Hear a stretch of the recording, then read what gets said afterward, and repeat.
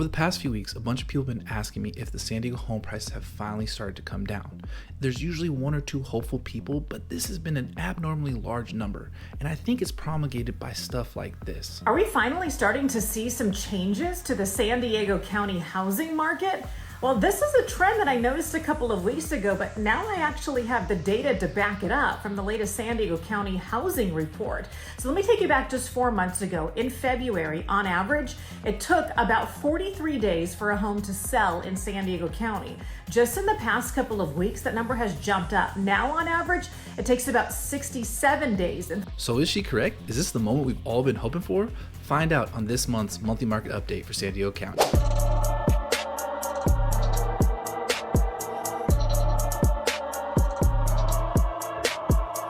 Hi, if you're new here, welcome. If you're a returning viewer, great to see you again. My name is Ian Collins. I'm a real estate advisor here in San Diego County, specializing in Rancho Bernardo, and this is your monthly market update for June 2024. In this video, we're going to fact check some of the stats that news anchor put out over the television, the tube. Then we're going to go over the mortgage rates last month to see how they correlated with the housing market and see if we can see if they're trending one way or the other.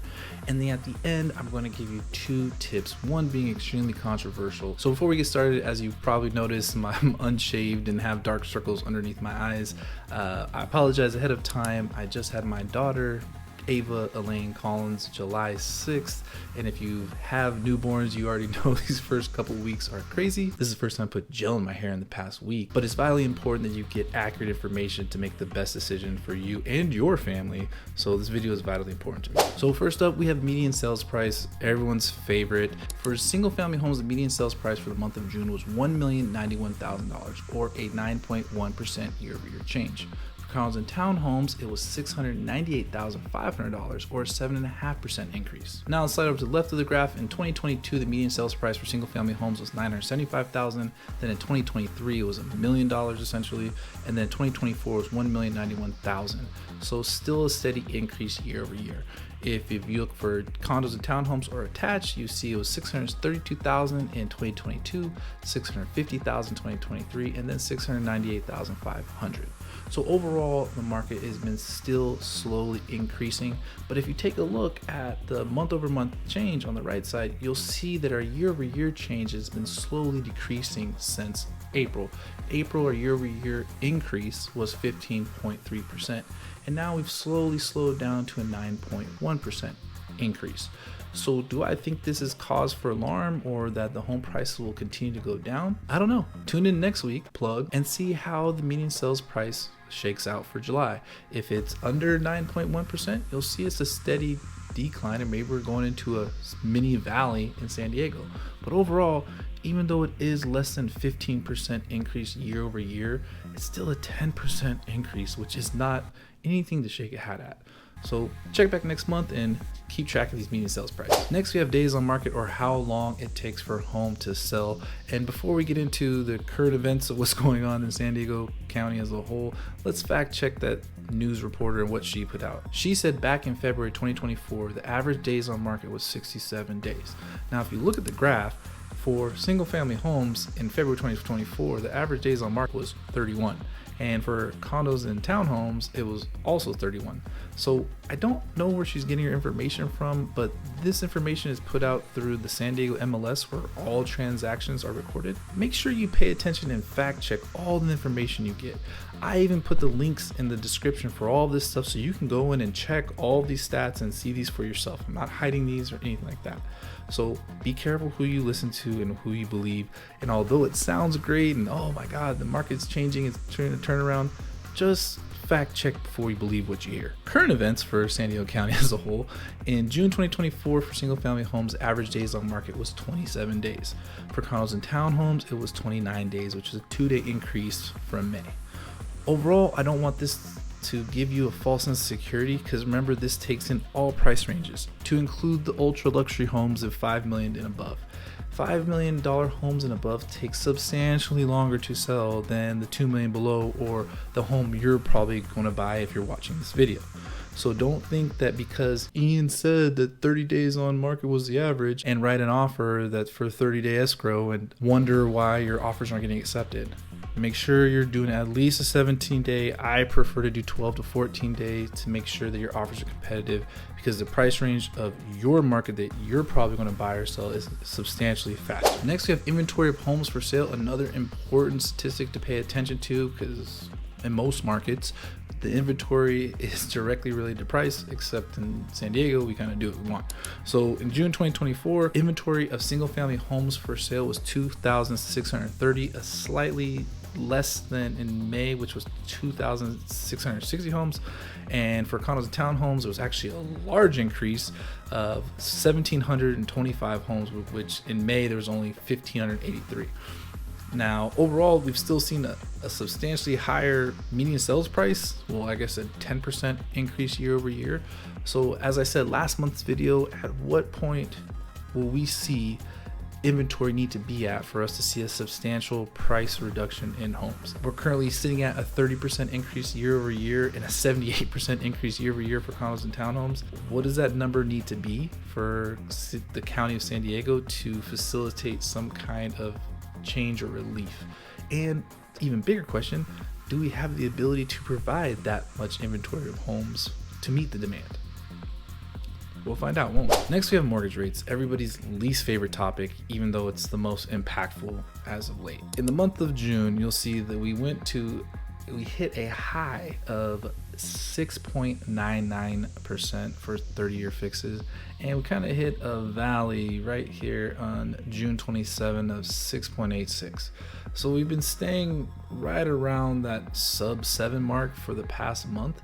And if you look since back in, May 2nd, when it was 7.22% for a 30-year fix, we've been slowly trending downward. Now, I don't think we're going to have all of those mortgage rate cuts like all those gurus said in December and January timeframe, because it's already half of the year and the Fed doesn't even meet that many more times to drop rates. I hope that will be at least one more significant, maybe two significant rate cuts before the end of the year. I know everybody's hoping and praying for mortgage rates to go back to the sub 3% era, but let me just tell you that currently it's better for you than it was back then. And let me tell you why. Back then, people were paying $150,000 appraisal gaps. That means on top of your down payment and closing costs, you're going to have to come out of pocket to pay over what the market value of the home is. Now, let's just say, for example purposes, your mortgage rate at 7% is $2,000 a month more expensive than the person that had the sub 3% mortgage rate. That still means it would take you 75 months or 6 years, over 6 years, to pay the same amount that that person did immediately to buy the home. So that's a 6-year break even. Does it cost you a little bit more monthly to buy a home now and be able to hopefully refinance it later when you build equity in the home or interest rates go down? Sure, but that initial capital investment to purchase a home back then was substantial, and they're still more than likely paying it off till this day.